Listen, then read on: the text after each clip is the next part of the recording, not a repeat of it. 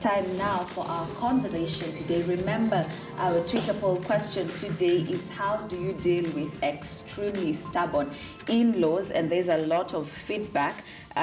Keep it coming at Grace Korea KE, at KTN News KE. One person says, you know, that Frederick Lucas says there are two types, those from the husband's side and others from the wives. It all depends on how intimate you are to them. I will only instruct my wife not to entertain them anymore in order to avoid the nuisance. So keep it coming. A lot of feedback. I see it. I'll be sampling it. And a lot of questions too. So at Grace Korea KE, at KTN is KE, and my guest is with me in studio, Dr. Jane Kimani. Always a pleasure having you. Karibu sana. Thank you so much for joining us today. I'd like to start with a question we're asking our viewers, because we're asking them how you deal with extremely stubborn in-laws. Yes. But actually, even before you answer that, what is stubborn in this aspect? I think stubborn on either side is expectations, met or unmet. And at times infringing on your territory and boundary, because everybody is entitled to a certain dimension of territory, some boundary, and at times when your space is taken, when your space is occupied, you feel like, well, you're being a bit stubborn to me. And the space can be occupied in many ways. It could be by words that are said about you, or perhaps because of the relationship that you have entered into. It could be because somebody needs to get, you know, perhaps too committed with what you're doing, and you're feeling like, no, I need some space. You don't need to know everything we're doing. And it goes on, the list goes on. Yeah, and I think we'll be breaking it down as we continue. Certainly. Yes. And actually, there's one question here from viewers Nathaniel and Nico, who says, who determines stubbornness in this case? We could be dealing with perceived stubbornness, because, you know, in this aspect, we're talking about the in-laws. So there's some instances where it could be perceived, you know, according to him. And many times it is perceived. Let me start from that. You know, I think we already have a perception, especially young ladies, when you're getting married, that your mother-in-law is theirs, your in-laws are theirs. You know, there's already a set mind. And yes, at times it's proven true, at times it is not true. And so when you talk about perceived, I think there is an extent to which you expect and you get what you expect. You expected a rude person, and so, you know, naturally the person will be what you expect. Your expectations will not be cut short. And I can agree there's a percentage of perceived. However, there's a lot of truth when it comes to somebody saying, this is what I feel, the other spouse should not ignore. Because why? You bring me to your home, or I brought you to my people. I'm the one who's supposed to introduce you to them, show you their ways, tell you who they are. You've been with them for the last 20-something or 30 years. I've been with them for a month. I need to know them, and I need to know the truth. Don't just tell me the beautiful things. Tell me the things where I need to step on glass. Tell me in this area, with my mother, you are stepping on broken pieces of, or even eggs. It's like an eggshell area. And this area, she is strong. In this area, you may not understand. So that we can know, I don't just need to imagine. I need to know, who is she? Who is your father? How are your sisters? What's their strength? So that I can work on their strength. Yes. There's something you mentioned, especially still on that, you know, perceived stubbornness, or the whole perception that if you expect a rude person, you're going to get a rude person. Yes. So now you have gotten a rude person, right? How are you going to deal with them? Yes, and some it's not because of perception. Some is because they didn't want to in the first place. Yes. Some of them looked at their son and they thought he deserves a lady who is perhaps more learned, perhaps who is this or the other. You know, recently we had a question somewhere, if I may use that also to answer, and the gentleman said he took the wife to be to the parents. And when she was there, she began to smoke. So I think we also need to talk of extents and extremes. Because at times we provoke the rudeness and the arrogance. It's also important to realize at times you can provoke it. And the parents-in-law to be were so angry that they walked out of the house. They practically walked out of the house. And they left the two of them. And they told the guy, you know what? Marry her. We've got nothing to do with you. So at times, some of these things happen because you provoked arrogance and rudeness, because you didn't know, and because that's not their culture. However, you're here, you're married, you've gotten a very rude person. Yes. What do? Number one, keep your territory. I always tell brides to be, not only brides, you know, it's also happening to the men. A man gets married, a man marries a wife, and the in-laws are very arrogant. Always keep your territory. Always keep your territory. Number two, never respond back arrogantly. It's a golden rule. Do not do a tit for tat thing. No, because some people will want you at their level. Don't go down to their level. Keep a standard. But you've got to define the standards with which you come in. And also a third point I tell people, ask yourself what provoked the rudeness. Because when you get to understand this is what provoked the rudeness, the next time you'll be more careful. Exactly. You'll stop to provoke them on the same area. You'll have said, at least now I know. Now I know. I will not discuss this matter again this way. So it's important to don't just also throw the blame 100% on the other party. Also, you carry a bit of it and ask yourself, what is causing this? What can I do to change this situation? But never, ever become a doormat to be accepted in a relationship. Yes. Important point is there, I must say. There's something you said about, you know, being extremism, and you gave an example of smoking, for instance. Yes. But then I'd ask, how about being yourself? Because, you know, by the time, for instance, if I'm smoking, then my partner must know, right? I mean, he must have seen me at some point when we were dating and stuff. So is it that now when we go to the in-laws, I should pretend that I'm this, you know, what society calls good lady, I don't smoke, I don't drink. Should I pretend? Is that what you're telling me? Let me say this. I'm totally trying to imagine Grace. You know, I've got a son. And my son comes with a lady, and the next thing she's asking me for an ashtray. I'm thinking, hello, where are we? You get what I'm saying? Yes, you know, we also need to be real. Yes, perhaps you are smoking, for example, not you as an example. Yes. You are a smoker, for example, and you don't mind having some wine, do it elsewhere. When you come to my space, because you are in their space, get their culture and their subculture. And the man should have told you, our culture at home is this way. My mother does not believe in smokers, neither does my dad. So yes, put your best foot forward. When you get to your own culture between you and your husband, just the two of you, now that's your own space. But when you meet them, because you also need their blessing. And you know, at times, we're too wazungu, quote unquote. We have lost a lot about our culture. And we need to ask, and that's why I said we need time to talk. What is the culture of your family? Do they condone this? I've found people who come for counseling before premarital, before now they go to the in-laws. And I tell them, you know what? Understand one thing. You may be feeling comfortable traveling in your trousers. I've got no problem with trousers myself. You may be feeling very comfortable going a shaggy, but when you get to the nearest shopping center, change into a beautiful, nice skirt. Why? First impression matters. Let them first accept you. Don't try to act, because perhaps some people will tell you, my mom has never allowed us to dress this way. You don't need to act for them, but be acceptable. You're walking into their culture. They're not walking into your society. They're not walking into your space. You're taking yourself into their space. So you've got to fit into their space. As long as you took yourself there, fit into their space. When they come to your space, let them also fit into your space, but with honor and respect. Yes. Let's discuss the role of, you know, both these parties, the spouses and the in-laws. I'd prefer we start with the spouses first.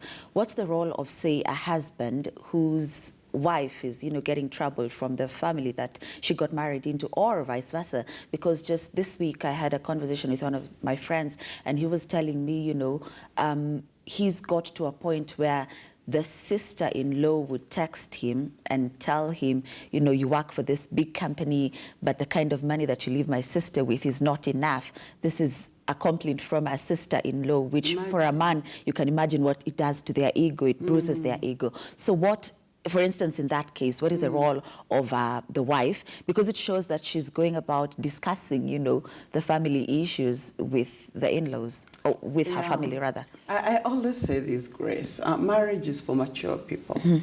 And at times you get to understand the level of maturity of a person when you hear such complaints. I said this, there are issues that should not be let out.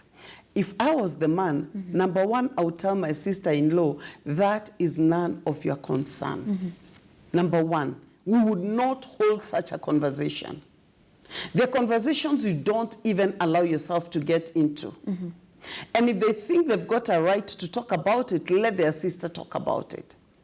And here I want to talk to the wife, for example, if she could be listening, for example. It would be very wrong to display your spouse badly to your people, and don't forget, this is the man you're going to grow old with, and when situations change, you don't go back to tell them that it has changed. Again, for the husband, it's important that he's real. Because some men, while they were dating their girls, they spoke a lot, too close, did this, and you know, they took her to another dimension, and now the reality sinks after they're married. This gentleman needs to pay off his loans, for example, and there is not enough money. And some ladies think because you're in a big company, your salary is equal to their imagination. And so it's important for you, number one, now to sit down with your wife and put your things in order.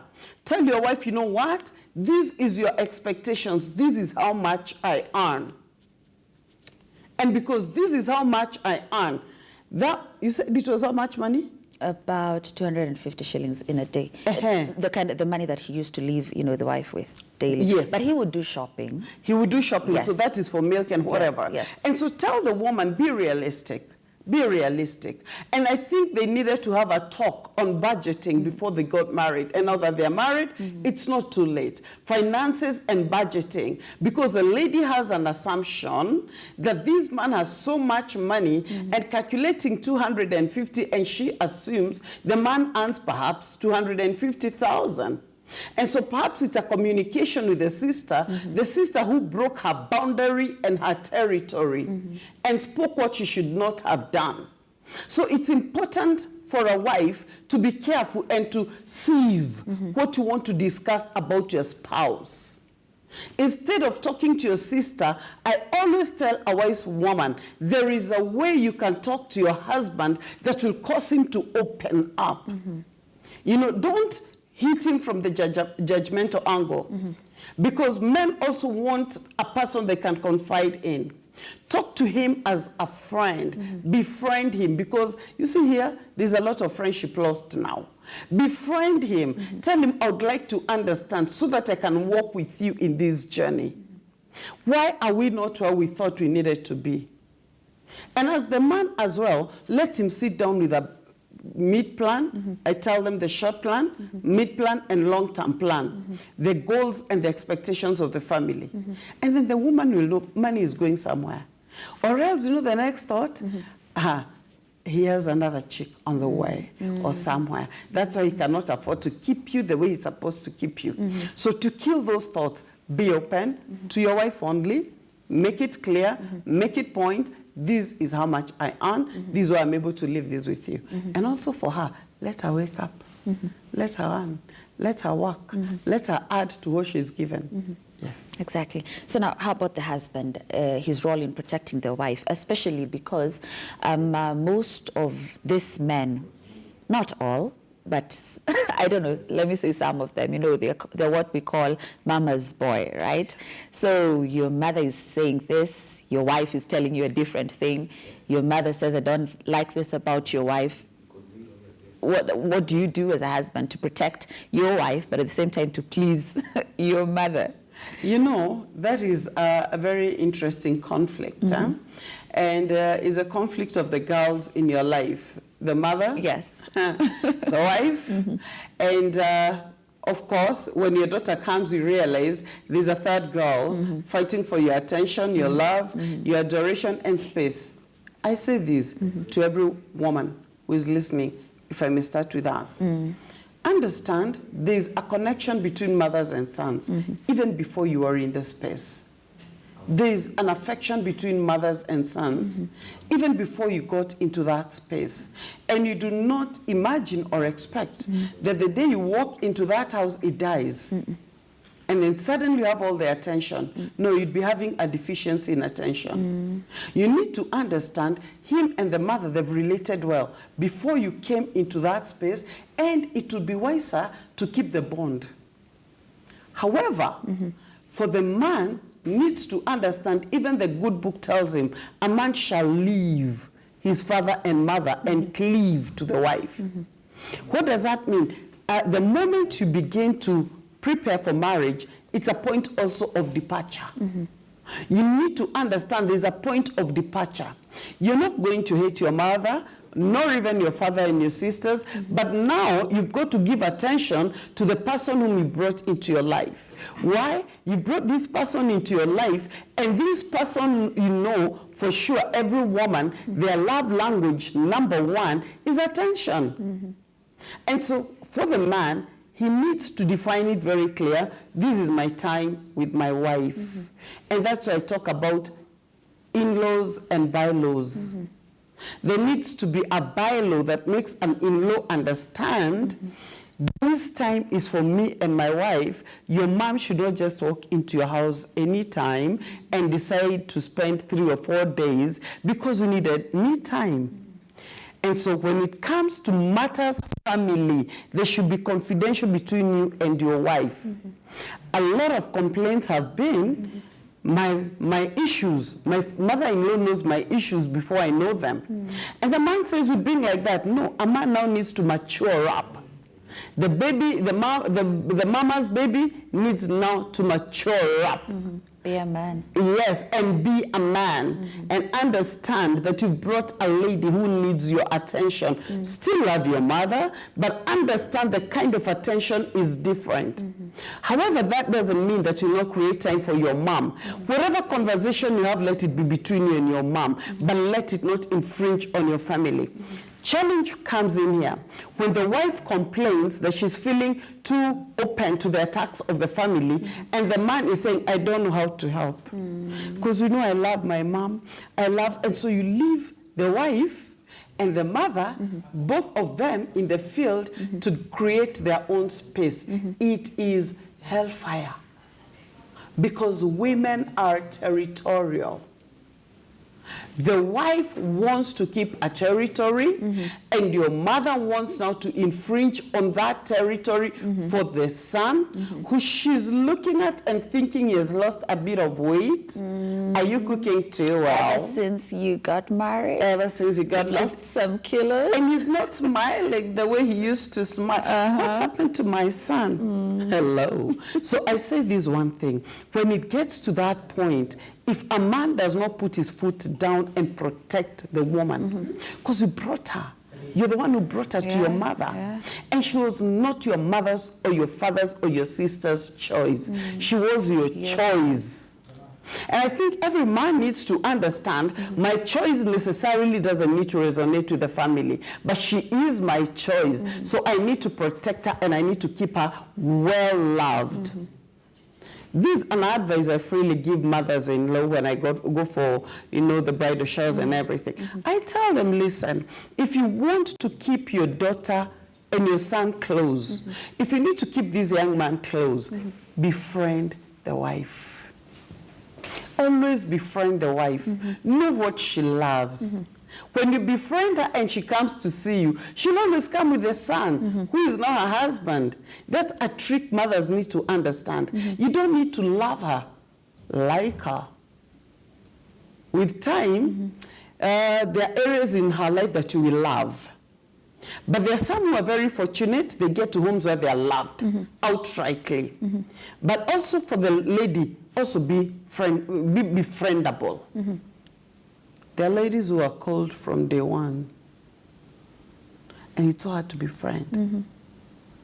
But understand, as a husband, it's your role to protect this lady. You brought her to that space. It's your role to make her happy. It's your role to advise her. My people up to this point, leave them alone. And also to talk to the mother and the father at times, or even the sisters-in-law or the brothers-in-law, and tell them, you know what, my wife does not like this. And it is settled. Yeah, you're right. Okay. I have another question, but related to that, but we need to take a break. So we'll continue with that after this break. But there's a lot of feedback. Rob Bar 82 says, if you stand with your wife, you will attract the wrath of your own mother. To balance off, you got to move out. I guess it's talking about, those who live in the same homesteads, with their parents, and now they've brought in a wife. That is true. And we'll discuss that. There's Red Barrel who says buying land and moving out is synonymous with maturity. Rather, the man must stand his ground and indicate clear demarcation and no-go zones when it comes to his nuclear family. Absolutely. There's Robert again says, if the husband is mature and upright, he will buy land and move out of the ancestral land. Harmony, respect, and coexistence will prevail. And Dr. Judd says, I ignore them diplomatically. Yes. It works. Okay, let's take that break. Grace Korea KE, KTN is KE. Keep your feedback coming. Let's take the break. We're back with the conversation in a few minutes.